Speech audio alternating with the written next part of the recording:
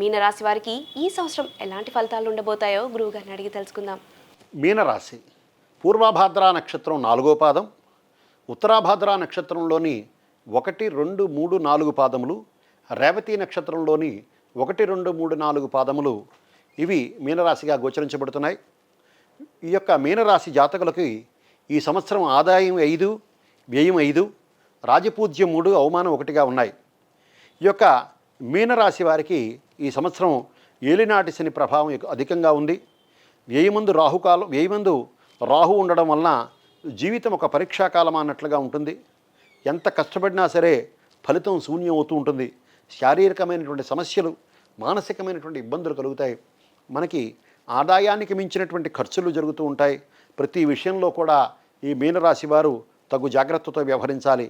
ప్రతి విషయంలో లోపల ఆందోళన, భయంగా ఉంటుంది. ఉద్యోగం చేసేటువంటి ఉద్యోగస్తులకి వారికి ఆ ఫలితాలు మిశ్రమంగా ఉంటాయి. ప్రైవేటు కంపెనీల్లో పనిచేసేటువంటి వారు ఎవరైతే ఉన్నారో వారు మరొక కంపెనీకి మారేటువంటి అవకాశం, స్థాన చలనమయ్యేటువంటి అవకాశం ఉన్నది.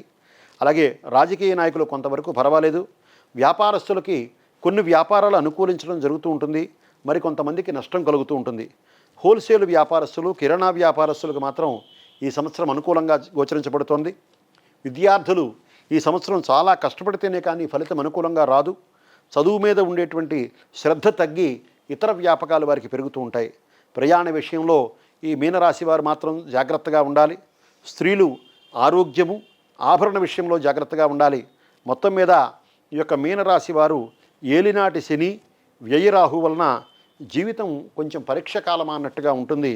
వీరు ప్రతి నిత్యము కూడా శివాలయ సందర్శనం, ప్రతి శనివారం ఆంజనేయ స్వామి వారి యొక్క ప్రార్థన చేయటం, శనిత్రయోదశి, మాస శివరాత్రి అభిషేకం చేయడం ద్వారా మనస్సును ప్రశాంతతగా పొందెదరు. స్వస్తి.